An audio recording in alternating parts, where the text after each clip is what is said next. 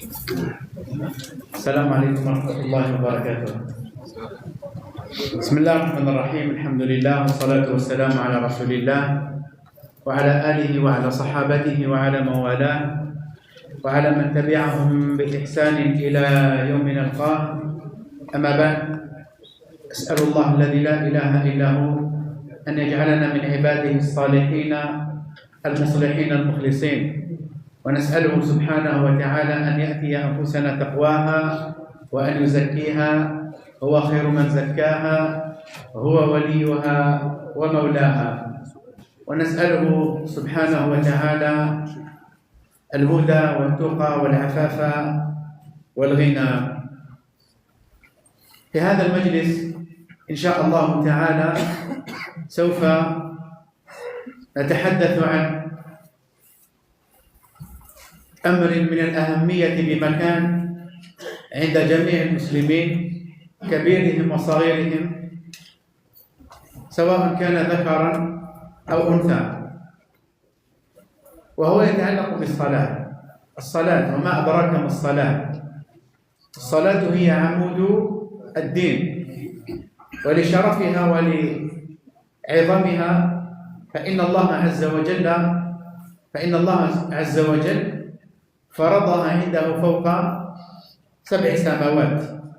يعني رب العالمين على العرش استوى وهو بائن على خلقه وهو متصف بصفة العلو. فلما عرج بالنبي صلى الله عليه وسلم إلى رب العالمين، فلما وصل إلى أعلى عليين أين هو رب العالمين، فتكلم معه الله عز وجل بكلام كما يليق بجلاله وعظيم سلطانه، وليس بينه وبين الله حجاب، فرفع الحجاب ولج النبي صلى الله عليه وسلم. فلما سئل هل رأيت ربك؟ قال نور أنا أراه. فقد رأى نورا عليه الصلاة والسلام. هنا رب العالمين أمره بأن يصلي هو وقومه وأتباعه 50 صلاة، فقبل النبي عليه الصلاة والسلام. ولكن عند نزوله التقى بموسى عليه السلام فنصحه أن يراجع الله عز وجل، قال ارجع وراجع ربك أن يخفف على أمتك فإنهم لا يطيقون. فأصبح يخفف الله عز وجل على الأمة الإسلامية، والنبي عليه الصلاة والسلام يذهب ويروح بين موسى عليه السلام وإلى رب العزة سبحانه وتعالى. فتقرر عند الله عز وجل 5 صلوات في اليوم والليلة، وفي الميزان والحسنات 50 صلاة.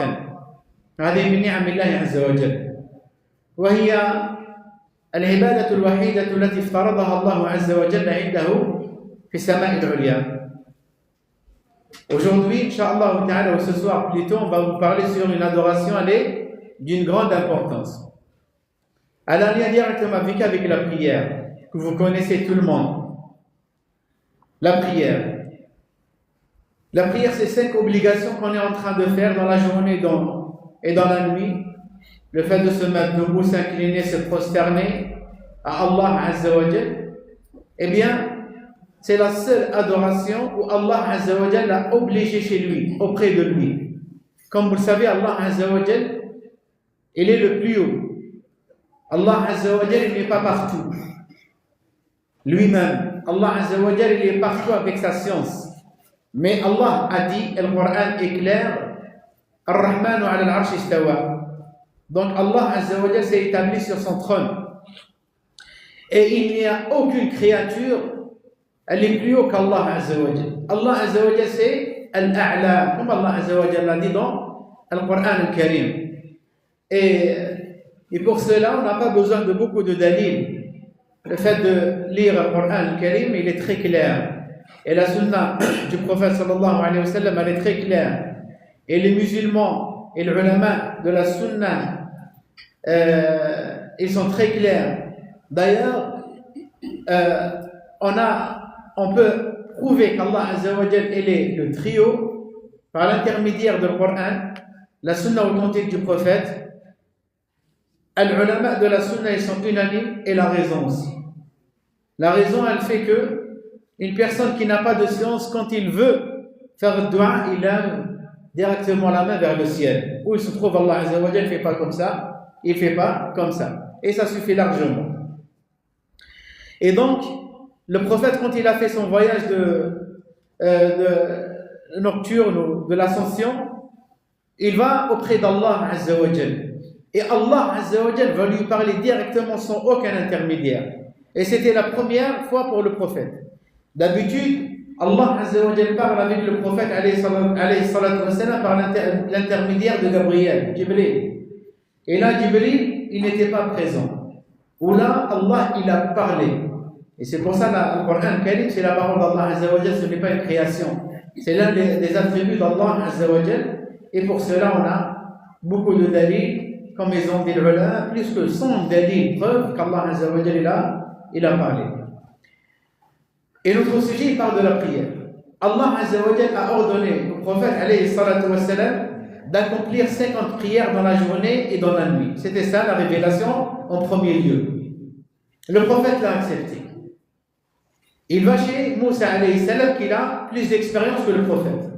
Il lui a dit retourne vers le Seigneur, vers Allah, et demande de lui d'alléger, car ton peuple et tes suiveurs, ils ne pourront pas supporter 50 prières dans la journée et dans la nuit.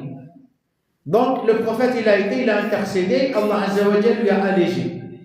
Il revient vers Moussa alayhi salam, il lui a dit, c'est combien? Il lui a dit tant, reviens, car ton peuple et tes suiveurs, ils ne pourront pas supporter.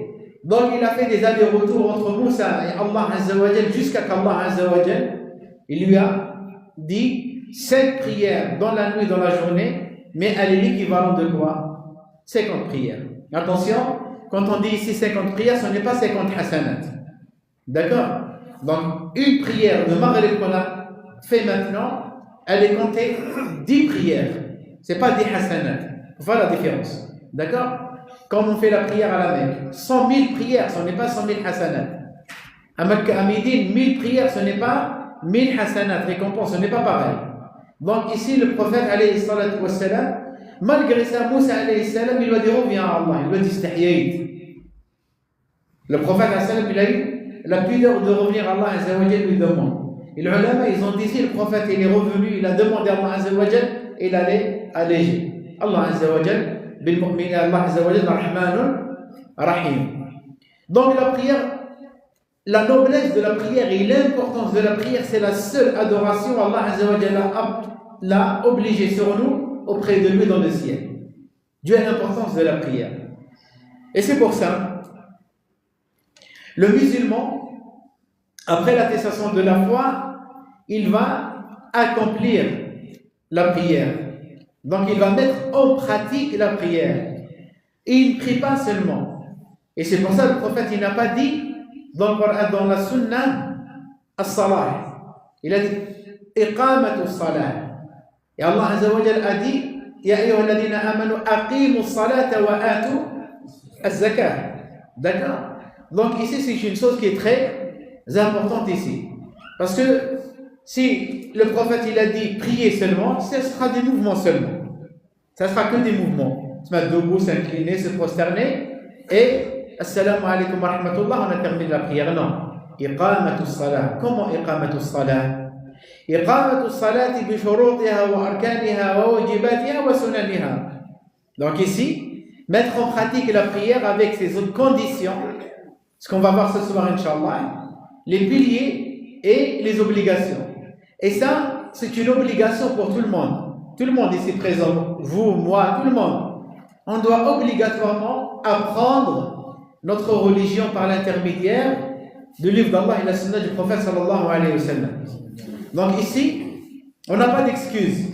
Tout ce qui a un lien avec les 5 piliers, on est obligé de connaître la science qui a un lien avec les 5 piliers. D'accord? Comme le dogme. On n'a pas d'excuse. Tu dois apprendre ta croyance. La prière, tu dois apprendre comment faire la prière. Peut-être que c'est bizarre de dire qu'un imam ici, il vient en 2026 à dire aux musulmans, il faut apprendre comment prier. Oui, Tout le monde doit obligatoirement apprendre comment on prie. Parce que si on pose la question aux musulmans, ils ne peuvent pas te compter combien il y a d'obligations, de conditions et aussi des piliers dans la prière. Et ça, c'est une chose qui est très importante. Et d'ailleurs, un compagnon, une fois il rentre dans une mosquée, il va accomplir une prière devant le prophète, 2 unités, alayhi salatu wassalam, devant le prophète, alayhi salatu wassalam. Et après il revient, il salue le prophète, il lui dit va refaire ta prière. Il faut refaire ta prière, car tu as prié mais tu n'as pas prié. صلى ولكن لم يصلي. وهذا الحديث يسمى عندنا وعند العلماء بصلاة الرجل المسيء لصلاته. الرجل المسيء لصلاته. Et donc on va commencer par ce hadith. Et de là, les ulama ils ont tiré de ce hadith surtout les piliers et quelques conditions de la prière. Donc le hadith, c'est le récit de celui qui porte préjudice à sa prière. عن رفاعة بن رافع الزرقي رضي الله عنه قال: وكان من أصحاب النبي صلى الله عليه وسلم قال: جاء رجل إلى رسول الله صلى الله عليه وسلم وهو جالس في المسجد فصلى قريبا منه ثم انصرف إلى رسول الله صلى الله عليه وسلم فسلم عليه فقال له رسول الله صلى الله عليه وسلم: أعد صلاتك فإنك لم تصلي. قال: فرجع فصلى كنحو مما صلى ثم انصرف إلى رسول الله صلى الله عليه وسلم فقال له عليه الصلاة والسلام: أعد صلاتك فإنك لم تصلي. فقال: يا رسول الله علمني كيف أصنع. وفي رواية 3 مرات يعيد عليه النبي صلى الله عليه وسلم. فقال عليه الصلاة والسلام: إذا استقبلت القبلة فكبر. هذا هو الشرط، شرط من شروط الصلاة، هذا هو الأول. قال: إذا استقبلت القبلة فكبر ثم قرأ بأم القرآن ثم قرأ بما شئت فإذا ركعت فاجعل راحتيك على ركبتيك وامدد ظهرك ومكن لركوعك فإذا رفعت رأسك فأقم صلبك حتى ترجع العظام إلى مفاصلها وإذا سجدت فمكن لسجودك فإذا رفعت رأسك فاجلس على فخذك اليسرى ثم اصنع ذلك في كل ركعة وسجدة. وفي رواية: إنها لا تتم صلاة أحدكم حتى يسبغ الوضوء كما أمره الله عز وجل فيغسل وجهه ويديه إلى المرفقين ويمسح برأسه ورجليه إلى الكعبين ثم يكبر الله عز وجل ويحمده ثم يقرأ من القرآن ما أذن له فيه وتيسر ثم يكبر فيسجد فيمكن وجهه وربما قال جبهته من الأرض ثم تطمئن حتى تطمئن مفاصله وتسترخي ثم يكبر فيستوي قاعدا على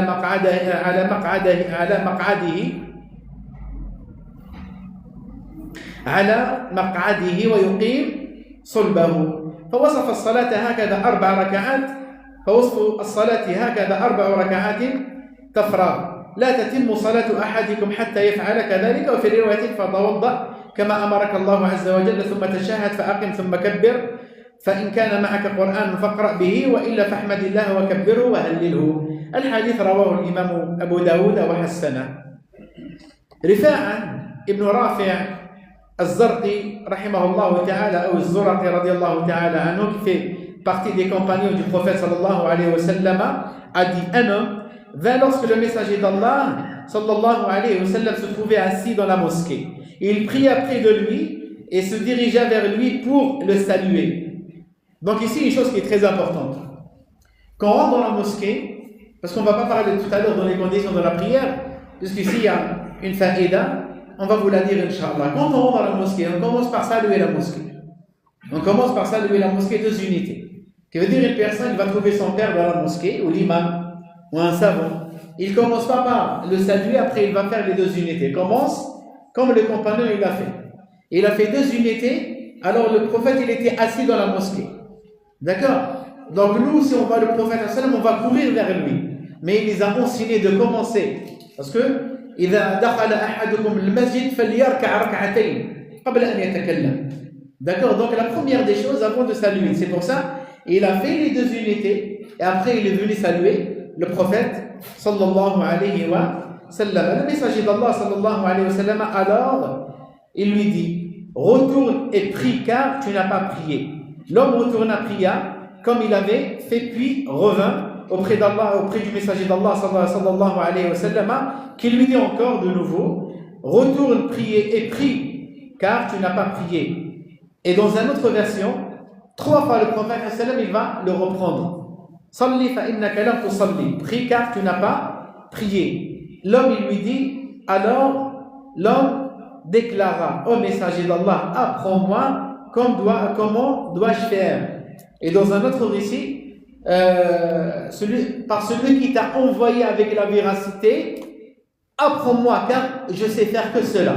Et le prophète alayhi salatu wassalam, il lui a commencé avec détail. Et regardez ici le prophète alayhi salatu wassalam. Et ça, c'est parmi les comportements aussi des compagnons des savants. On te pose des questions, le prophète sallam, il te répond avec la réponse, il te rajoute encore. Et le prophète sallam, lui ici, il va lui détailler. Et le prophète alayhi salatu wassalam, il lui dit, alors, lorsque tu te tiens debout pour prier, tourne-toi en direction de la Mecque et prononce at-takbir. Donc ça, c'est la première condition. Les ulama, ils ont tiré de ce hadith les conditions et les piliers. Pas toutes les conditions, quelques conditions et les piliers. Parmi les conditions de la prière, c'est le fait de se diriger vers la qibla. Après, il lui a dit kabbir. Après, tu fais at-takbir et ça, c'est un pilier. Proclame la grandeur d'Allah en disant Allahu Akbar. Allah est plus grand, tu récites la Fatiha.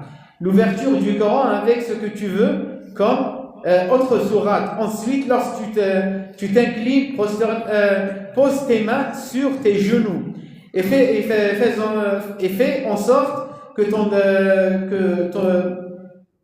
ton dos soit droit afin d'être stable dans ton inclinaison. Donc le prophète, il est en train de détailler ici. Lorsque tu relèves ta tête, redresse ton dos jusqu'à ce que les os reprennent leur place. Puis, lorsque tu te prosternes, stabilise ta prosternation. Enfin, lorsque tu redresses ta tête, assis-toi sur ta jambe gauche et fais cela dans chaque unité de ta prière. Donc, vous avez vu ici le fait d'avoir ce pilier qui est très important dans la prière, la stabilité. La stabilité dans tous les piliers. L'inclinaison, quand tu reviens, redresse-toi bien. Quand tu vas faire l'inclinaison, redresse-toi bien. Fais en sorte que les os, ils vont se reposer. Et puis, ici, dans un autre verset, ou plutôt dans un autre hadith, la prière de l'un d'entre vous ne sera pas complète tant que la personne n'accomplira pas les ablutions. Donc ici, c'est une condition. Les ablutions, c'est une condition qu'on va voir, Inch'Allah ta'ala, dans quelques instants. Et après, en s'appliquant comme Allah, à lui la puissance et la grandeur, l'a ordonné. Donc, Al-Karim, bien sûr, que la personne lave son visage et ses mains jusqu'au coude. Et ici, je ne vais pas trop tarder sur cette question parce qu'on va parler, Inch'Allah ta'ala, sur les conditions. Parce qu'on a parlé du coude ici. Surveille tes enfants. Va dans les salles des ablutions et tu vas voir que une bonne majorité de musulmans, ils ne vont pas laver jusqu'à après le coude. Donc, quand tu vas toucher ici, c'est sec. Donc, l'eau, il n'a pas touché. Ta prière, elle n'est pas valable. Ta prière, elle n'est pas valable parce que c'est l'une des conditions. Allah Azza wa Jalla, il a dit ila al-marafiq. D'accord? Ila yani a'la al-marafiq. Tu dois laver bien ici. Laver, ce n'est pas essuyer. Ce n'est pas tu prends de l'eau, après tu fais comme ça et tu fais comme ça. Lave les mains. D'accord? Jusqu'à ici les coudes. Il y a même les compagnons comme Abdullah ibn Umar, qu'Allah l'a gré, il exagérait, il monte jusqu'à là. Jusqu'à avant l'épaule Abdullah ibn Umar. Mais Allah Azza wa Jalla nous a ordonné jusqu'à après al-marafiq. Ici, c'est ça l'extrémité donc jusqu'à ici, que ici est mouillé, et ici c'est mouillé partout, d'accord? Donc il faut faire très attention à cela, comme Allah Azza wa Jalla l'a dit dans le Coran, et le prophète il dit ici jusqu'au coude, qu'elle essuie sa tête et lave ses pieds jusqu'aux chevilles. Elle essuie sa tête, il ne lave pas la tête. Donc il prend de l'eau, il mouille ses mains, et après il fait comme ça, et il revient. Regardez ici, et surtout pour nos sœurs, généralement ils font comme ça c'est l'obligation. Pour retourner, c'est la sunna, faites-la. D'accord, il faut essuyer, il faut aussi enseigner nos enfants de la sorte. Après, le prophète alayhi salatu wassalam, il a dit lave ses pieds jusqu'aux chevilles, puis qu'elle prononce le takbir quand elle rentre dans la prière, loue Allah et récite du Coran ce qui lui aura été permis et facilité de réciter. Ici, le pilier c'est la Fatiha. Le pilier c'est le fait de réciter le Fatiha. La sourate après, c'est une sunna. Et c'est pour ça une personne, quand il rentre dans une prière, dans les 4 unités, il lit que le Fatiha seulement, sa prière elle est valable. Sa prière elle est valable. La deuxième, après la Fatiha, la sourate, ce n'est pas une obligation, c'est une sunna parce que le prophète il lui a dit, si tu as le Coran, tu peux lire, et on va voir à la fin, si tu n'as pas le Coran, tu peux faire même louer Allah Azza wa Jalla. Il lui a dit loue et récite le Coran, ce qui lui aura été permis et facilité de réciter, puis qu'elle prononce le takbir en se prosternant sur son visage. Il a peut-être mentionné sur son front à terre, jusqu'à ce que ses os reprennent leur place. C'est très important ici, al-iqmi'nan fi salah. Et ses muscles se détendent. Ensuite, qu'elle prononce le takbir en se redressant assis à sa place, en ayant le dos bien droit. En effet, la description de la prière est de la manière suivante durant 4 cycles jusqu'à ce que tu la finisses. Ça veut dire une prière à 4 unités. Et la prière de l'un d'entre vous ne sera pas complète que s'il agit de cette manière. Le hadith a été rapporté par Abu Daoud, il est un hadith qui est bon dans ses sunan.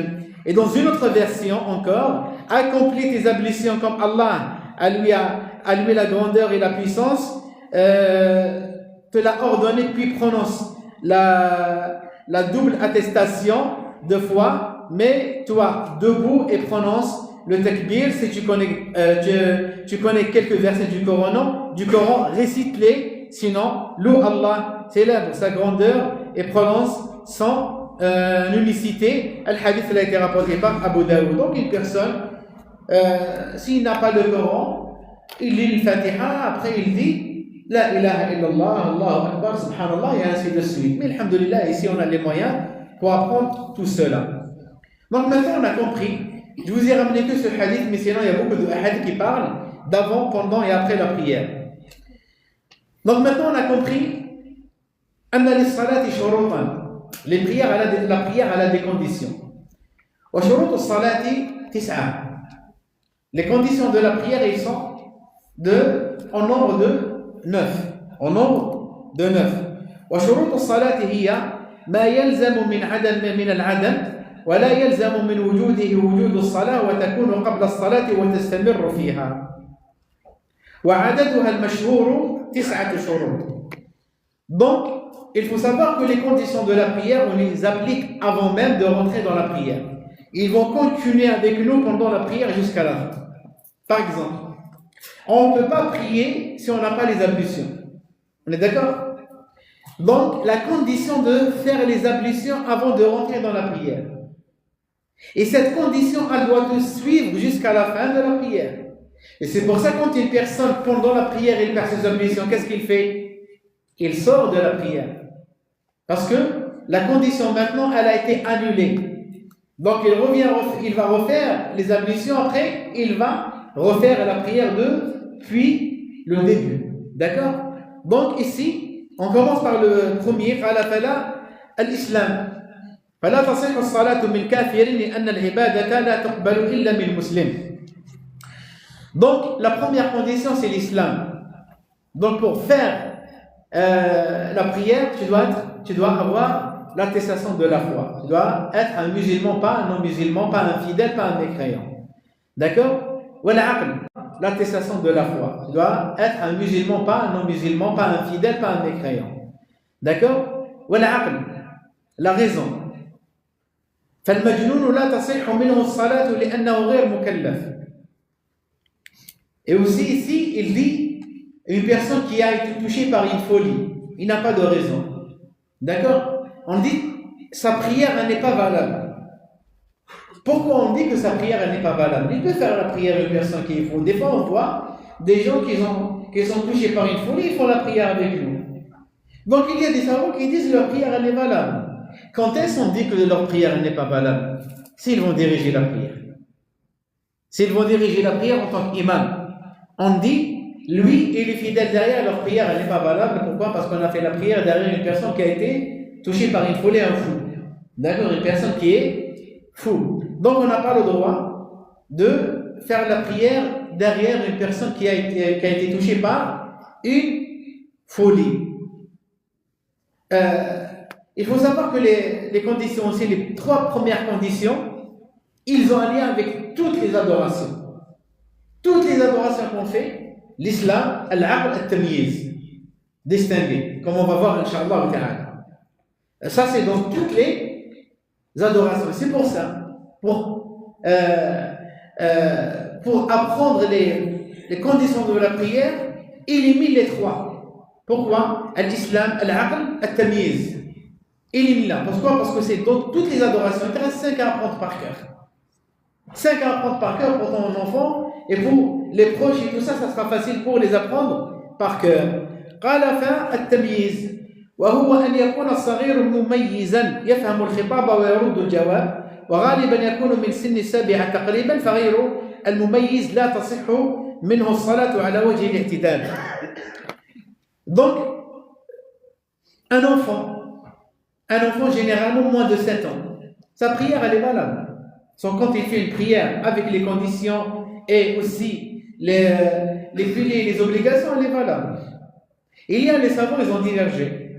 Un enfant qui est distinct, qu'est-ce que ça veut dire il distinct? Al-tamyiz, quand tu lui poses une question, il te répond.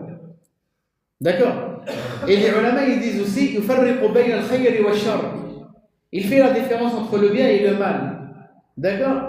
Il y en a qui disent tu as le droit de faire la prière derrière lui. Et d'autres, ils disent que tu n'as pas le droit de faire la prière derrière lui. Ici, on a besoin d'une enquête. Des fois, tu peux trouver un enfant qui a le Coran par cœur. Et on a vu que l'un des compagnons, il dirigeait la prière dans son village, il avait 7 ans. Il avait 7 ans, et derrière lui, il y a des gens qui sont âgés. D'accord? Donc, il fut une époque, ou même dans notre époque, il y a des enfants, ils peuvent apprendre le Coran et le terminent en entier à l'âge de 6 ans, à l'âge de 7 ans. Lisez les biographies de nos savants, qu'Allah leur fasse miséricorde. Cheikh Ben Baz, par exemple, rahimahullah ta'ala, il a appris le Coran avant l'âge de puberté, avant l'âge de 9 ans. Il a terminé le Coran al-Karim. Ça, c'est dans notre époque. Et on parle pas des enfants de nos frères Shanaqita en Mauritanie. En Mauritanie, généralement, un enfant, il n'a pas atteint l'âge de 7 ans, il a terminé le Coran par cœur. Ce n'est pas que le Coran par cœur.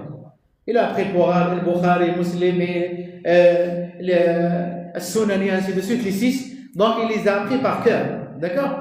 Donc, ici, si on voit qu'un enfant, il distingue, il fait la différence entre ça et ça, entre le bien et le mal, on le devance. Après, les savants ici, ils ont divergé. Est-ce qu'on le devance dans la prière obligatoire ou que la surrogatoire? Généralement, ils sont unanimes sur la surrogatoire, on a le droit, comme Tarawih. L'obligation, non. Il y en a qui disent non. Mais tant qu'on le devance dans la prière surrogatoire, on peut le devancer dans la prière obligatoire. On a des textes pour cela. On a un compagnon qui l'a dirigé à une condition que cet enfant, il fait la différence entre le bien et le mal. Et en même temps, le cœur du compagnon, comme il a vécu avec le prophète sallallahu alayhi wa sallam, il est préservé, qui veut dire son dogme, il est protégé de l'ostentation. D'accord, il ne faut pas lui donner un enfant, il faut pas lui donner cette grande tâche qui est le fait de faire les 5 prières obligatoires et ainsi de suite. D'accord? De temps en temps, occasionnellement, oui. At-Tarawih, le devancer de temps en temps. Et si on ne trouve pas une personne qui a le Coran par cœur et un enfant, et là, le Coran par cœur, il n'y a aucun problème de le devancer. L'essentiel, pour revenir aussi, Al-Majnoun. Al-Majnoun, Allah Azza wa Jal, il ne lui a pas ordonné et il est excusé s'il ne prie pas. Il est excusé. Ce qui veut dire, s'il ne prie pas, s'il ne jeûne pas, si aussi il ne fait pas le pèlerinage, il n'y a aucun problème dans cela. Mais il y a une seule adoration, un seul pilier, il est obligé de le faire. Ça qui est de la zakat, même un fou. Une personne qui est touchée, même un fou, il est obligé de prendre le rajih. La vie le plus fort, Allah Ta'ala, d'après Cheikh Al-Uthaymin, rahimahullah, il doit s'acquitter de la zakat. Une personne qui est touchée par, comme un enfant, un bébé. Par exemple, un bébé, il a touché un héritage et ses parents, ils sont morts. Il a touché un héritage. Donc son tuteur, il est obligé de sortir de lui, sur lui, la zakat. Donc on n'attend pas qu'il va atteindre l'âge de puberté ou 18 ans, comme dans cette époque. Donc, الشرط الأول aidez-moi الإسلام الشرط الثاني العقل الشرط الثالث التمييز أحسنتم بارك الله فيكم إذن ثم عندنا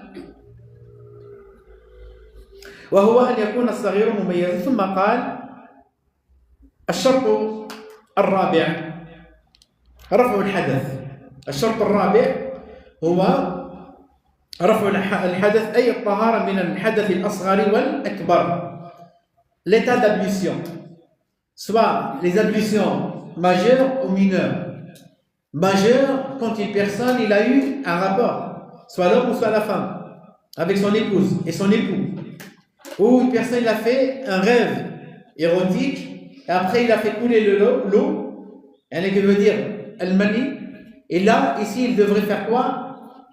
Se doucher, se laver. D'accord, ça c'est ce qu'on appelle les grandes ablutions. Les ablutions majeures. Et pour prier, on doit faire quoi? Les ablutions que vous connaissez. Les ablutions, donc pour rentrer dans la prière, on est obligé de faire quoi? Lever cet état d'impureté. فالحدث الأصغر يرفعه الوضوء والحدث الأكبر يرفعه الغسل. فمن صلى محدثا بلا وضوء أو بلا غسل مع وجوبه فصلاته باطلة. Donc ici, une personne qui fait la prière sans les ablutions, eh bien sa prière elle n'est pas valable, il doit la refaire tout simplement. Ça arrive une personne, il rentre dans une prière, il a oublié de faire les grandes ablutions. Il sort de la maison pour la prière de Subh, il arrive, il dit Allahu Akbar, il rentre dans la prière, et après il termine la prière, hop, il se rappelait. Qu'est-ce qu'il fait? Il va se doucher et il refait sa prière, obligatoirement. Une fois le prophète, alayhi salatu wassalam, il rentre dans la mosquée pour diriger la prière. Bilal, il a fait l'iqama. Il a fait l'iqama et le prophète, dès qu'il allait faire un takbir, il s'est rappelé qu'il ne s'est pas douché. Il devrait faire les grandes ablutions. Il leur a dit, comme restez comme vous êtes. Ils sont restés debout. Il rentre, il se douche, il sort alors que ses cheveux, ils étaient mouillés. Alayhi salatu wassalam, il a dirigé la prière. À la fin, il leur a expliqué qu'il a oublié qu'il devait faire les grandes ablutions. Même le prophète, alayhi salatu wassalam, il n'est pas excusé par ça. D'accord? Parce qu'Allah Azza wa Jal, certes, on nous a ordonné dans le Coran al-Karim, mais l'ordre en premier lieu pour qui? Pour le prophète, alayhi salatu wassalam. D'accord? Pour le prophète, alayhi salatu wassalam. Donc ici, on doit obligatoirement faire les ablutions. Maintenant, est-ce que quand demain, il n'y a plus d'eau, et chez toi, il n'y a pas d'eau, d'accord? Et après, tu as l'argent pour que tu puisses acheter de l'eau pour faire les ablutions. Tu fais tayammum ou tu achètes de l'eau? Tu achètes de l'eau, à une condition que si tu achètes de l'eau, tu as pour t'approvisionner après. Tu as de l'argent pour t'approvisionner après, surtout dans un voyage. Tu ne vas pas acheter de l'eau et tu restes sans rien. Si tu vas acheter de l'eau et tu restes sans rien, on te dit non, fais tayammum. Les ablutions secs ou sèches. D'accord? Ça, c'est avec quoi? À la base, avec ar-raml. À la base, c'est avec du sable ou de la terre. Tu fais comme ça. Après, tu fais comme ça. Et tu fais comme ça. et tu as fait les grandes ablutions. Et tu as fait les grandes ablutions. Chez l'imam Malik, rahimahullah ta'ala, ou le Malikiyya, ils te disent quoi? Avec ça, tu rajoutes jusqu'à là. C'est un avis. Donc celui qui veut prendre cet avis, il le prend. On ne peut pas leur dire que c'est interdit parce qu'ils suivent derrière un imam, un grand imam comme Imam Malik, rahimahullah ta'ala. Mais ce qui est rapporté dans la sunna, c'est ça. Ça, c'est sur le sable. Quand tu ne vas pas trouver, fasa'id al-tayyiba. Al-sa'id al-tayyib, c'est quoi? Soit c'est le sable, la terre, ou même une pierre que vous connaissez, une pierre naturelle. On peut trouver dans les rivières, vous connaissez des fois, on peut les trouver même dans les mosquées, il n'y a aucun problème dans cela. Donc ici, al-tayammum, c'est pas la base. C'est pas la base. La base, c'est quoi? C'est l'eau. Et tayammum, il ne vient pas remplacer l'eau. La preuve, si une personne, par exemple, il s'est réveillé la nuit pour se doucher, il n'a pas trouvé d'eau. Il a fait at-tayammum, après il a été pour faire la prière. Donc il a levé il a fait les grandes ablutions. D'accord? Il fait la niya ici, il fait que le niya. D'accord? Donc après il a été pour faire la prière avec les musulmans. Après il revient à la mosquée, il revient à la maison, il voit que l'eau il est revenue. Il doit obligatoirement se laver. Il doit obliger, parce qu'il a hadar al-ma'u batul at-tayammum. D'accord? Mais il n'a pas à refaire la prière. La prière elle est valable. Parce que quand il a fait la prière, l'eau il n'y avait pas. D'accord? Donc il doit faire juste les grandes ablutions. Ça ne veut pas dire une personne, le matin, il a fait tayammum, à midi, l'eau il y a, ici après il va dire, moi j'ai fait les grandes ablutions, je fais que l'eau d'eau seulement, après je fais la prière de Dhuhr. Non. On me dit, tu dois te doucher parce que l'eau est arrivée. D'accord? Donc ça c'est parmi les leçons à tenir, Inch'Allah ta'ala. خامسا إزالة النجاسة وتكون إزالة النجاسة في ثلاثة أشياء. Donc tu dois enlever de l'impureté. L'impureté c'est quoi? Akramakumullah, comme les excréments. Akramakumullah, comme le bawl, l'urine. Ça c'est quoi? C'est de l'impureté. Tu dois faire quoi? Te laver. C'est pour ça le musulman il se lave après quand il rentre, quand il fait ses besoins. Il est dans l'obligation de se laver, soit de l'urine, soit quand il a fait les grands besoins. D'accord? Il a fait ses grands besoins, donc là ici, il doit se laver ou l'istijmar. Vous connaissez l'istijmar? L'istijmar, c'est le fait de s'essuyer avec des cailloux. Le prophète, alayhi salatu wassalam, il l'a fait à la présence de l'eau. Certes, ce n'est pas le moment de vous détailler sur cela, mais c'est des leçons à prendre en considération. À l'istijmar, le prophète, quand il faisait ses besoins, soit il utilisait l'eau, soit il utilisait 3 pierres pour s'essuyer. Et tu peux utiliser plus que ça tant que l'impureté elle restait accrochée. Donc, dès que tu vois que la pierre elle est sec, c'est bon. Ça veut dire que tu peux sortir de tes besoins et après tu vas te laver, tu vas faire les ablutions, même à la présence de l'eau. Tu as le droit. Et les ulama, ils ont détaillé, Inch'Allah ta'ala, ne vous inquiétez pas, il viendra un jour où on va vous détailler tout cela, on va commencer par le livre de la purification jusqu'à la fin, Inch'Allah. D'accord? Pour le moment, je suis en train de vous faire un résumé. Et ce qui remplace les pierres, et peut-être ça va vous étonner, le papier toilette. Papier toilette, quand une personne, par exemple, il va à l'aéroport.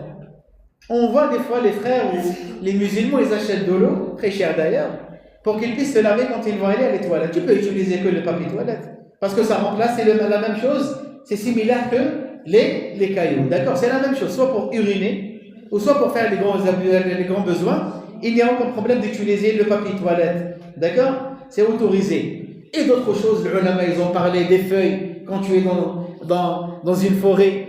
Est-ce que tu as le droit d'utiliser la feuille que les bêtes ou les bestiaux mangeaient, et ainsi de suite? Il y a beaucoup de détails dans cela. Il viendra un jour, on va vous parler de tout cela avec dalil. Et l'état d'impureté, on va la faire quoi? On doit la lever, la première des choses du corps.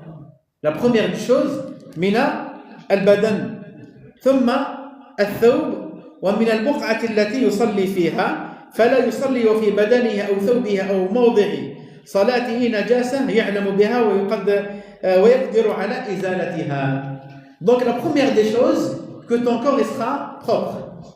Donc lever l'état, par exemple, une personne, il a été uriné, après, avec l'urine, il a touché sa cuisse. On n'est pas en train de parler sur les gouttes invisibles que tu vois pas. Ne cherche pas après cela. Ne cherche pas après cela. D'accord? Donc on est en train de parler, vraiment tu as été touché par de l'urine dans ta cuisse. Qu'est-ce que tu dois obliger? Laver cet endroit seulement. Laver cet endroit. Soit, des fois, ça peut arriver, une personne, il va toucher ses sous-vêtements. On lui dit quoi? Juste lave cet endroit seulement. Tu n'es pas obligé d'enlever, de laver tout, le sous-vêtement, cet endroit où il a été touché seulement. D'accord? Ça, c'est la première des choses. Al-badan, al-thiyab ou al-buqa. Donc, le corps, les habits et aussi l'endroit. L'endroit où tu vas faire la prière, il doit être pur. Donc, tu n'as pas le droit de faire la prière sur de l'impureté. Par exemple, un endroit où les gens ont l'habitude, ce qu'on appelle le kanif. Ils ont l'habitude d'uriner. Ne va pas dans cet endroit pour te prosterner à Allah Azza wa Jal. Tanzih Allah Azza wa Jal min hada kullihi. Et parmi les leçons, je ne voulais pas détailler aujourd'hui, mais j'arrive pas. Donc, parmi les leçons, par exemple, parce que c'est des choses qu'on peut rencontrer dans notre quotidien. Le prophète, alayhi salatu wa sallam, une fois il était dans la prière, il dirigeait la prière obligatoire. L'ange Gabriel, il vient vers lui, il lui dit, il y a de l'impureté qui est accrochée dans tes sandales. Le prophète, pendant la prière, il les a enlevées. Les compagnons, qu'est-ce qu'ils ont fait derrière? Ils ont vu que le prophète a enlevé les sandales, ils ont enlevé derrière. Il a terminé, il voit que tout le monde, ils ont enlevé leurs sandales. Parce que c'est parmi les caractéristiques des croyants, pour se différencier des gens de livre qui sont les juifs, de faire la prière avec na'l, avec les chaussures. C'est une caractéristique de chez les croyants. Le prophète il a dit Khaliful Yahuda li'annahum la yusalluna fi ni'alihim. Divergez avec les juifs car ils ne font pas la prière dans leurs chaussures. Et le prophète, la majorité de sa prière, c'était avec ses sandales ou ses chaussures, alayhi salatu wassalam, ou les claquettes. Bien sûr, ce n'est pas dans les mosquées où il y a un tapis. Des fois, on est dehors. Tu n'es pas obligé d'enlever tes chaussures. Tant qu'ils sont propres, tu fais la prière avec. Ça, c'est une sunnah. Malheureusement abandonnée par beaucoup de monde. Donc, ici, la leçon à tirer dans ça. Le prophète, qu'est-ce qu'il a fait? Il n'est pas sorti de la prière. Quand tu as de l'impureté qui est accrochée dans ton habit, enlève-le et termine ta prière. Tu ne sors pas de la prière. Le prophète, il n'est pas sorti. Et continue, parce que ça annule pas la prière, ça. Quand il y a de l'impureté qui est accrochée dans tes habits, ça annule pas la prière. Si tu as la capacité de les enlever, enlève-les. D'accord? Quand on dit un khamis, ça veut dire que tu as un t-shirt et un seroual en bas. D'accord? Si tu vas enlever le seroual, alors tu vas rester tout nu. On te dit, laisse, garde le seroual et termine ta prière. D'accord? Mais ici, dans le cas, quand tu peux enlever cette impureté, fais-la.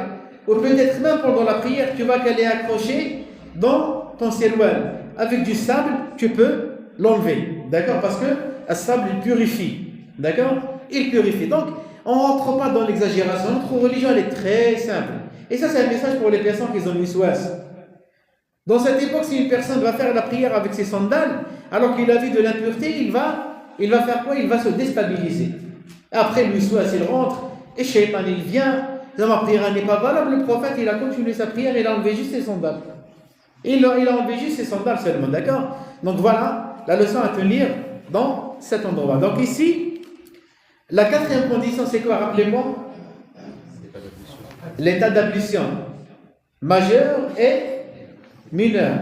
La cinquième condition, enlever la pureté. En trois choses. La première, c'est le corps, l'habit, ou le buqa, l'endroit. D'accord? Ou l'endroit.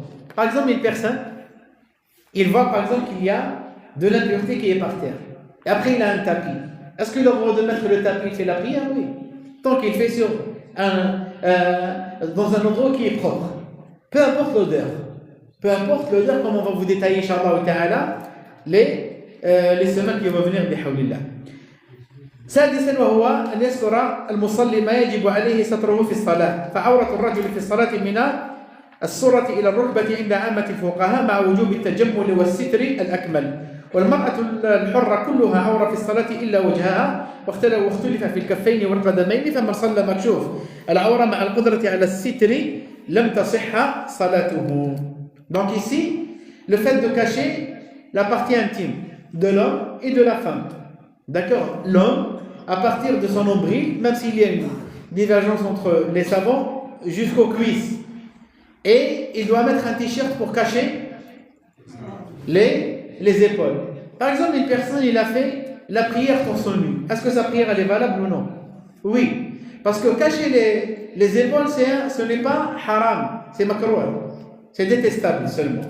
Et on voit aussi des fois un épaule. La leçon pour les personnes, Inch'Allah, qui vont faire l'hajj ou la umrah.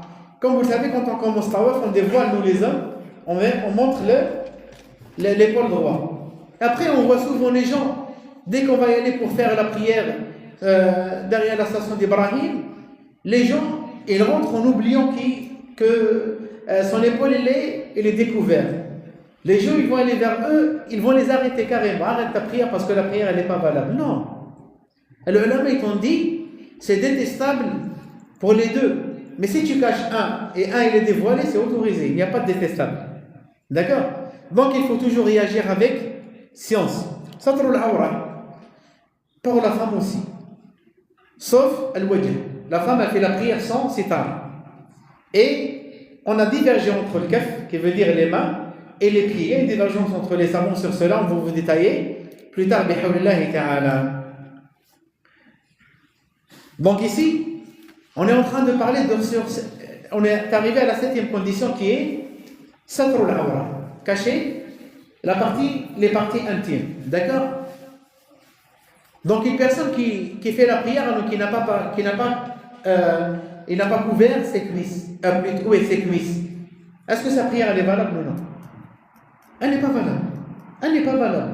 Donc dans ta prière, si on voit ton genou en entier, ta prière elle n'est pas valable. Tu dois cacher ton genou. D'accord? Et tu dois cacher ton quoi? Ta cuisse. Ça c'est une awra. سابعا دخول الوقت. الدليل إن الصلاة كانت على المؤمنين كتابا موقوتا. L'entrée de l'heure de la prière. Ça c'est une obligation. Et ça, c'est une obligation et c'est une grande polémique pour nous, les habitants en France, ou généralement même en Europe. Dans nos pays, on n'a pas ce problème. Ainsi en France, là actuellement, on se retrouve avec 4 horaires. 4 horaires, malheureusement. Dû à la divergence des gens. Alors c'est quelque chose de très très facile à connaître l'entrée de l'heure de la prière. Ibn Maktoum, c'était un aveugle. C'était lui qui faisait l'adhan de Subh. La prière obligatoire, c'était lui. On informé, on lui dit Dakhal al-waqt, c'est tout. L'heure elle est rentrée. Et nous, dans notre époque, subhanallah, on complique les choses. Il fut une époque où on avait un seul horaire. Alhamdulillah. À partir des années 2000, on a fait la 2e, et après 3e, et maintenant là, le 4e, Wallah al-Musta'an. La question, peut-être, beaucoup de monde maintenant va nous poser. On prie sur 12, 15, 18. Dans la jurisprudence, on n'a pas appris ça. Quand on a appris le faire, on n'a pas appris 12, on n'a pas appris 15, ni 18. Par exemple, l'heure de l'Isha, elle va rentrer quand? À la disparition de la lumière rouge, le shafaq al-ahmar, c'est tout. On n'a pas les 18, ou peut-être ça va coïncider avec 18 ou 15 degrés, c'est bien. Mais c'est pas ça ce qu'on a appris. On n'a pas appris, nous, 18 ou 15 ou 12, ainsi de suite. La lumière rouge, elle disparaît, c'est bon. Le lever du lobe, il arrive, c'est bon. D'accord? Et surtout, barakallah fikum pour Siyam. Faites très attention. La deuxième horaire, prenez cette heure. Prenez cette heure. Il est le plus exact. Et pratiquement unanime sur cela. D'accord? Surtout pour la prière de Subh et surtout pour la personne qui jeûne. Après, si tu prends le deuxième horaire pour faire la prière, il n'y a pas de problème. Mais pour jeûner, arrête-toi sur cet horaire. Wallahu ta'ala a'lam. فلا تصح الصلاة قبل دخول وقتها أما بعد دخوله فتصح أداءً. وبعد خروجه تكون قضاء لمن له عذر أو مع الإثم إن كان بلا عذر. ثامنا استقبال القبلة، أي التوجه إلى الكعبة عند الصلاة مع القدرة، ويستثنى من ذلك العاجز وشدة الخوف والنافلة في السفر على الراحة عند بعض أهل العلم، على الراحلة عند بعض أهل العلم. Maintenant, la huitième condition, voilà la dernière, istiqbal al-qibla, se diriger vers la qibla. Notre qibla, c'est quoi? C'est qui? Al-Kaaba. Al-Kaaba, ce n'est pas Mecca. Al-Kaaba, on peut dire la Mecque, c'est bien, mais Al-Kaaba, pour être comment? Spécifique ou juste, c'est la direction de la Kaaba. Parce qu'on peut être à la Mecque, on peut faire la prière en se dirigeant vers la Kaaba. Par exemple, la Kaaba elle est carrée. Et vous avez vu, on fait la prière comme ça autour. Si c'est par exemple la Kaaba elle est là, une personne vient, il fait la prière comme ça, d'accord, alors qu'elle est là, il n'a pas le droit, la prière elle n'est pas valable. D'accord, donc il doit faire en face de la Kaaba et les personnes qui sont comme ça en face et les personnes qui sont comme ça, ils sont en face. C'est pour ça qu'il y a un cercle. Donc ici, ça c'est parmi les conditions, la qibla. Ça c'est pour la prière obligatoire. Et pour une personne qui n'a pas d'excuse, ou pour une personne qui a des excuses, lui il a le droit de ne pas se diriger vers la qibla. Comme par exemple dans un avion. Et lors de la prière, il est rentré et le soleil va se lever. Et la qibla elle est comme ça et toi tu es assis comme ça. Fais la prière comme tu veux. Même assis, tu as le droit de la faire. Assis, il n'y a aucun problème dans cela. Dans un avion par exemple, ou un train, ou d'autres. Et aussi, shiddatul khawf. Par exemple, une personne, lors de la prière, elle est rentrée, et en plein bataille, ou une personne il a peur et tout ça, il dit Allahu Akbar, il fait la prière. D'accord? Sauf sur la prière surrogatoire, sur Rahila. Donc, les savants, ils ont fait la différence entre le voyage et la personne qui n'est pas voyageur. Parce qu'on est sûr, ils sont unanimes pour le voyageur. Quand tu veux faire la prière surrogatoire, tu n'es pas obligé de se diriger vers la qibla. Donc le prophète, il commence à faire sur sa monture les prières surrogatoires. Il dit Allahu Akbar, il n'est pas dans la qibla. Elle tourne à droite, elle tourne à gauche, il continue sa prière, le prophète. D'accord? Ça, c'est ils disent vraiment dans le voyage. D'autres savants, ils disent même en dehors du voyage.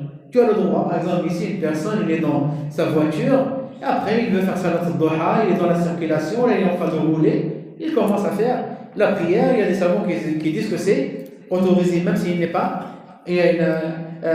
dirigé vers la qibla. تاسعاً النية ومحلها القلب فلا تنطق باللسان على وجه التعبد والمقصود بها أن يقصد المصلي الصلاة المعينة كأن ينوي صلاة الظهر أو العصر أو المغرب. Donc après, la neuvième, c'est le niya, l'intention. Et tu n'es pas obligé de dire Salatul Maghrib, Allah Akbar. Salatul Isha, Allah Akbar. Tu n'es pas obligé. Le niya, ça demeure al-qalb. Je vous donne un exemple ici, qui est très clair. Nous, on est assis ici, on attend quoi? L'Isha. Est-ce que quelqu'un il a parlé? Non. Le niya, elle est là. Donc, la niya, elle est présente. Dans toutes les adorations. Toutes les adorations, la niya, ça demeure, elle est dans le cœur. Parce que dès que tu veux faire quelque chose, la niya, elle arrive. Par exemple, une personne, par exemple, ici, il dit, après l'Isha, je vais faire 2 unités dans la mosquée avant d'aller à la maison. La niya, elle est là. Il n'est pas obligé de la parler ou de la dire avec haute voix. Alors, les ulama, ils ont, même s'il y a une petite divergence, ils ont autorisé que pour les hajj. Pourquoi? Parce que le prophète, il l'a dit dans le hadith qui a été rapporté par l'imam Muslim. Allahumma hajjatan la riya'a fiha wa la sum'a. D'accord? Dans le hajj, tu as le droit de prononcer ici, comme il a dit le prophète. D'autres savants, ils ont rajouté la umrah. Allahumma umratan la riya'a fiha wa la sum'a, mais on n'a pas un hadith. Mais ils ont fait le qiyas qu'on appelle l'analogie. والشروط تكون قبل الصلاة وتبقى مع المصلي إلى آخر صلاته. فإذا اختل شرط منها أثناء الصلاة بطلت الصلاة. Donc ici les conditions, ils sont les 9 conditions. Donc tu dois les mettre ou les appliquer avant même d'entrer dans la prière. Ils vont te suivre jusqu'à la fin de la prière. D'accord? Par exemple, une personne, il dit des fois un malvoyant. Un malvoyant. D'accord? Il dit Allah Akbar dans la qibla. Et après, pendant la prière, il s'est tourné à droite, à droite, à droite. Après se retrouver sur sa droite, il n'est pas dans la Qibla. Nous, on va l'aider à se tourner. On va l'aider à se tourner, d'accord? Ou on lui parle, on lui dit, tourne sur ta gauche. Mais de préférable de l'aider. En parlant doucement, tu as dévié la Qibla. Et ainsi de suite. Tu l'aides. D'accord? Donc ici, c'est une condition, elle te suit. Tu n'as pas le droit de commencer la prière comme ça. Après, tu vas te retrouver à faire l'affaire par derrière. D'accord? Par exemple, une personne va dans la prière, dans la mosquée, et après, il dit Allahu Akbar. Et après, il voit qu'il n'y a pas de micro, ni mihrab. Il dit, c'est derrière. Qu'est-ce qu'il fait? Il ne sort pas de la prière, il juste il corrige. Juste il corrige. D'accord? Donc, les conditions, on est d'accord. Ils vont nous suivre pendant toute la prière jusqu'à la fin. Niya. Par exemple, vous allez poser la niya ici. Vous dire, il faut la niya. Une personne, il va pour faire 2 unités de prière qui sont saluer la mosquée. Et pendant la prière, il s'est rappelé qu'il n'a pas fait subh. Et là, il a la niya de faire quoi? Nafila. Est-ce qu'il a le droit de changer nafila à l'obligation? Le contraire, oui. De l'obligation à nafila, oui. Comme on va vous détailler plus tard, Inch'Allah. Donc la niya ici, elle est très importante. Donc si tu rentres avec la niya, avec ses rogatoire, termine jusqu'à la fin. Après, tu refais l'obligation. Mais ne change pas de la surrogatoire à l'obligation. L'obligation à la surrogatoire, ils ont parlé de ça, ils ont détaillé comme on va voir, Inch'Allah ta'ala, si Allah Azza wa Jal le veut. Donc maintenant, on va voir, Inch'Allah ta'ala, les conditions de la prière, ils sont au nombre de combien? Combien les conditions de la prière? 9. Ahsan, comment tu t'appelles déjà? Anas, barakallah fi mon fils Anas. Donc les conditions de la prière, ils sont au nombre de 9. On est d'accord? Alors, la première condition, Mohamed.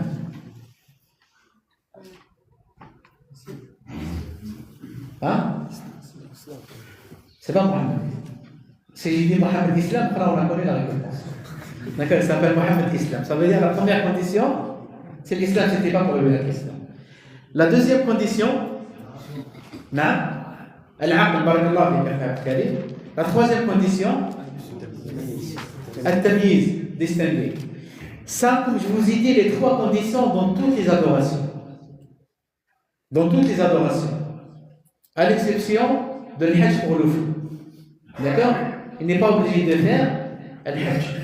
Donc l'islam et aussi al-aql et al-tamyiz. Ahsan, barakallah fi al-hajj. La 4e condition, en ordre, Inch'Allah, on va essayer dans l'ordre. Rappelez-moi. Raf'u al-hadath. Les ablutions majeures et mineures. D'accord? Raf'u al-hadath. La 5e, Izalat al-najasa. Lever l'état d'impureté. On a 3 choses. 2. Le corps, les habits et l'endroit. On est en combien? La 5e? La 6e? Satrul awra, cacher les parties intimes. Barakallahu fikum. Rappelez-vous de ça. Et vous allez voir avec moi, je vais vous embêter. À chaque fois que je vais vous poser des questions sur ça. D'accord? La 7e, Dukhul al-waqt, qui est très important. L'heure de l'entrée, même 3 minutes à l'avance, tu n'as pas le droit. L'heure de l'entrée de la prière, obligatoire. Inna as-salata kanat 'ala al-mu'minina kitaban mawquta. On est dans la 7e, la 8e, istiqbal al-qibla. Et enfin, la niya. Voilà, barakallahu fikum. Retenez ça, Inch'Allah ta'ala, et on va vous faire un résumé en envoyant tout cela sur. Je vais dire au frère, Inch'Allah, d'envoyer ça sur la chaîne Telegram, Instruis-toi, Inch'Allah. Instruis-toi. La chaîne Telegram, elle s'appelle Instruis-toi. Donc vous allez voir, vous allez trouver tous les détails, Inch'Allah. Maintenant, on va vous parler sur une chose qui est très importante, et ça, c'est pendant la prière. Qui sont al-arkan, les piliers de la prière. Avant de rentrer dans le pilier, je vais vous faire la différence entre le pilier et l'obligation. الفرق بين الركن والفرق بين الواجب. الركن إذا لم تأتي به يجب أن تأتي به وتعيده ولا يجبر بسجدتين. وأما الواجب فإنه يجبر بسجدتين قبل أو بعد السلام. La différence entre le pilier et l'obligation. Le pilier, tu dois obligatoirement l'accomplir. Si tu ne l'as pas fait, tu l'as oublié, tu dois le refaire. Et tu ne peux pas le rattraper avec 2 prosternations, comme c'était le cas avec l'obligation. L'obligation, tu peux la rattraper. Tu as oublié le premier tashahhud, par exemple, et tu t'es mis debout direct. On te dit ne t'assois pas. Quand tu lis ta prière, à la fin, tu fais 2 prosternations avant celle-là. Mais une personne, par exemple, il a dit Allahu Akbar. Qul huwa Allahu ahad, Allahu samad, et ainsi de suite. Après, il va y aller vers l'inclinaison. L'inclinaison, c'est un pilier. Après, il revient de l'inclinaison, il se rappelle qu'il n'a pas lu le Fatiha. On lui dit quoi? La deuxième unité, elle devient la première. Tu as annulé la première. Tu dois la refaire tout de suite. D'accord? Après, tu dois te prosterner à la fin. D'accord? 2 prosternations avant. Bon, après, on va voir Inch'Allah le moment venu. Donc, le pilier, tu dois obligatoirement le rattraper. Et on en a 14. 14 piliers dans la prière. Et combien de musulmans dans notre époque qui ne savent pas et ne connaissent pas les piliers de la prière? Et c'est ça ce qui est connu, les 14 piliers. Et une petite divergence, comme on va voir à la fin, Inch'Allah, mais nous, on va rester sur les 14, Inch'Allah. Donc, le premier pilier,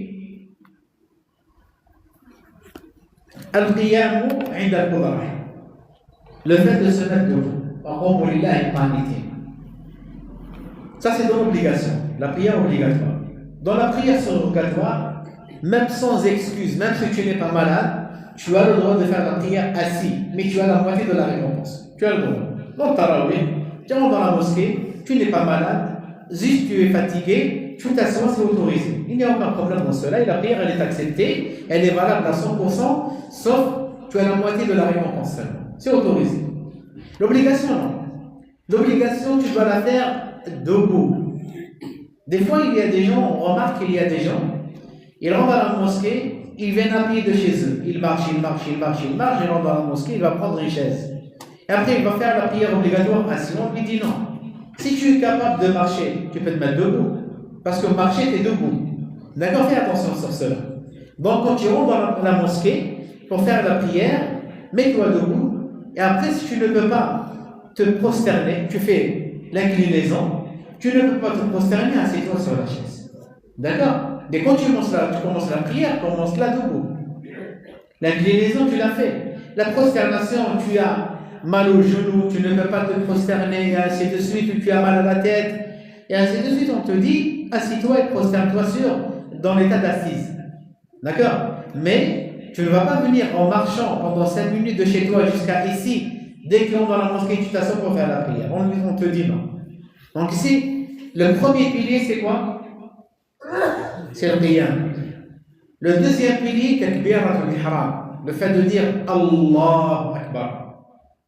D'accord? On est en train de parler sur la première takbira. On ne parle pas sur les autres takbiras, ça c'est des obligations.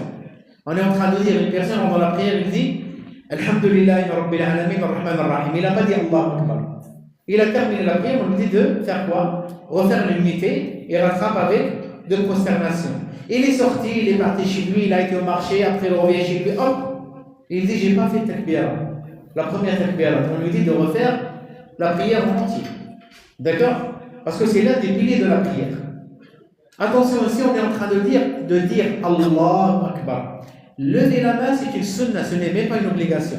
Par exemple, une personne, elle est comme ça, il dit Allahu Akbar, il commence à réciter. Il n'y a aucun problème. Mais on dit la sunna de lever la main. Ça, c'est l'ibadiyya.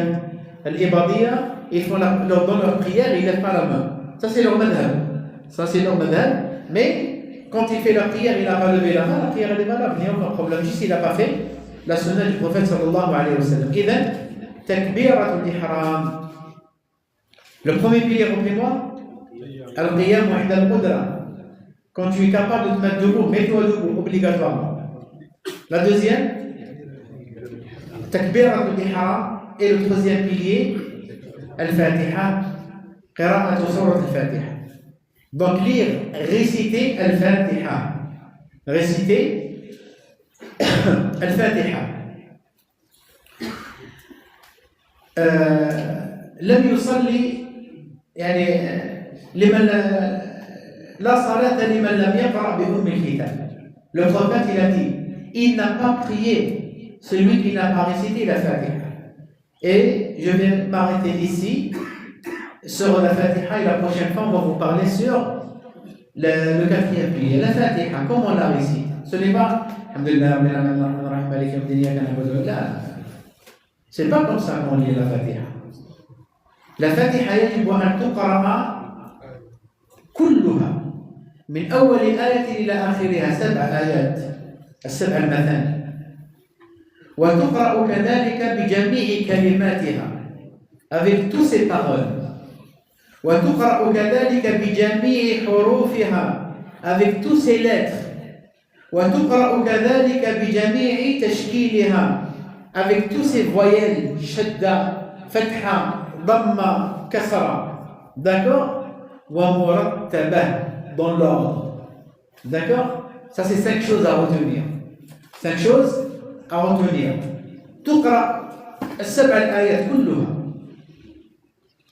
وكذلك جميع كلماتها وحروفها والتشكيل وكذلك الترتيب donc toute la sourate et toutes les paroles tu ne dis pas Alhamdulillahi Rabbil Alamin non tu n'as pas lu le Coran ici tu n'as pas lu le Fatiha Alhamdulillahi Rabbi donc il y a une shadda ici une leçon ici à vous donner quand on va regarder Rabbi donc une personne qui n'est pas professionnelle il voit 2 lettres Rabb le professionnel il voit 3 lettres Rabbi donc il y a Ra et 2 Ba 2 lettres ici ça veut dire il y a 3 lettres dans Rabbi Al-Shadda dans tout le Coran quand vous voyez un Shadda elle vient remplacer une lettre d'accord elle vient remplacer une lettre quand tu dis Alhamdulillahi Rabbil Alamin tu n'as pas récité le Fatiha la prière n'est pas bonne d'accord donc ici tu dois lire la Fatiha en entier et récite-la sur un cheikh un prof tu veux corriger ta prière va chez un cheikh et tu lui dis je veux te réciter la Fatiha et lui il va se retrouver dans l'obligation à te corriger il n'a pas le droit, il n'a pas d'excuse il n'a pas d'excuse parce que c'est ça le rôle de l'imam, du professeur et de cheikh d'accord donc tu lui dis n'importe nous on a interpellé le machaïkh dans la rue à midi, à l'époque quand on était étudiants, et eux ils sortaient fatigués toute la journée, ils étaient avec nous, donnaient des cours et tout ça, on nous dit cher, tu peux réciter le Fatiha, il dit ça c'est bien. Enfin, on récite le Fatiha en marchant avec lui. D'accord, donc, réciter la Fatiha en entier c'est quelque chose de très important. De très important. Voilà Dallin, c'est ne pas voilà Dallin. D'accord, donc il y a 2 là ici. Il y a 2 là ici. Donc, la Fatiha, elle est d'une très grande importance. Pourquoi? Parce qu'on a un texte. Le prophète, il a dit La salata liman lam yaqra bi umm al-kitab. Lam nafiya. Donc, il n'a pas prié, le prophète, il a dit. Celui qui n'a pas récité le Fatiha, et les ulama, ils sont unanimes de la réciter avec tous ces lettres, avec les voyelles. Et on n'a pas le droit aussi de changer le sens. Parce que dans la Fatiha, on peut changer le sens. Et aussi, quand on dit avec tous ces lettres, Allah Azza wa Jalla, il a dit Sirata. Il y a des nationalités qui disent quoi? Sirata. Il ne peut pas dire pas. D'accord? Donc on dit Sirata. Et en plus, on n'a pas le droit de changer le sens, c'est-à-dire Ahdina.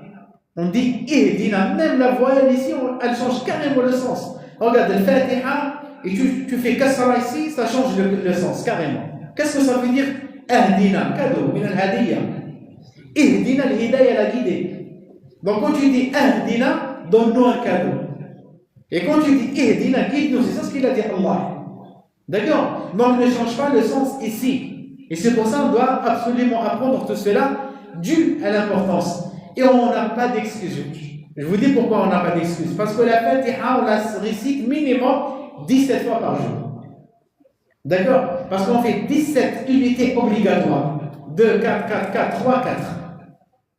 17 unités. Où tu vas réciter la Fatiha.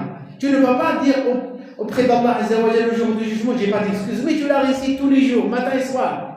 Et rajoute sur cela la surrogatoire. Et rajoute. Donc, 17 unités, et voire 11 unités, 18, ça fait 28 unités dans la journée et dans la nuit. Donc, on n'a pas d'excuse à ne pas bien réciter la Fatiha. En plus de ça, maintenant, on a beaucoup les moyens. Les moyens que l'époque, les compagnons n'avaient pas. Dans l'histoire, que les grands savants n'avaient pas. Nous, on a ce qu'on appelle maintenant les smartphones. Tu cherches juste un récitateur qui lit bien la Fatiha, comme par exemple, il y a ce qu'on appelle Al-Mushaf al-Mu'allim, les Cheikh Al-Husari, rahimahullah. Al-Husari, rahimahullah, c'est parmi les grands chouyours dans ça. Il maîtrise très très bien la lecture du Coran Karim. Il a enregistré un Mushaf, les 60 hizb, il a appelé Al-Mu'allim, celui qui va t'enseigner. Comme ça. Alhamdulillahi. Comme ça, il a récité. Donc, tu n'as pas d'excuse. Cherche Al-Mushaf al-Mu'allim de Cheikh Al-Husari, tu le trouves. Et suis-le. Répète derrière lui, ainsi de suite. Tu vas bien t'entraîner. C'est comme ça qu'on était, nous, les étudiants, pour apprendre la lecture de Coran Karim, comment sortir les lettres, les voyelles, ainsi de suite. Donc, on était dans la mosquée et dans l'école comme des fous. On récite, on va même des fois dans une miroir pour réciter comment je sors ça et ainsi de suite, d'accord? Donc, il faut faire très attention, surtout pour Surat Al-Fatiha et tous les piliers qu'on va apprendre ensemble, Inch'Allah ta'ala. Donc, le prochain cours, pour terminer ce cours, ça sera le vendredi prochain, après le Maghrib. D'accord? Le vendredi prochain, après le Maghrib, alhamdoulilah, on a le temps, on a le jugement d'horaire et tout ça, on a tout le temps. Et après, si on n'a pas continué le vendredi, eh bien, on va continuer le samedi. D'accord? Et sinon, après, on va rester sur les 10 commandements. Et après, Inch'Allah ta'ala, pour vous préparer, on va commencer un cours chaque vendredi et chaque samedi. Et le dimanche, ça sera la jurisprudence. Vendredi, samedi, ça sera l'aqida, les 4 règles. Le qawa'id arba, Inch'Allah ta'ala, on va les commencer.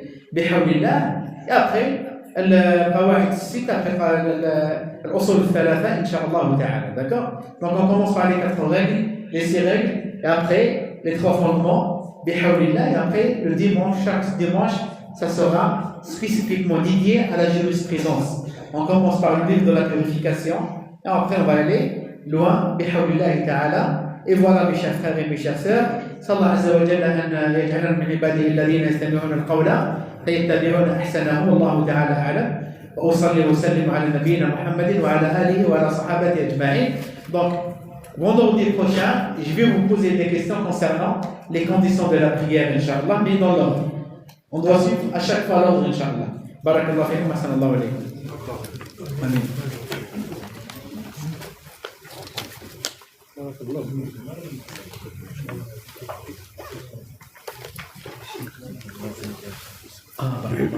ما شاء الله جزاك الله خير. مرحبا بك الله.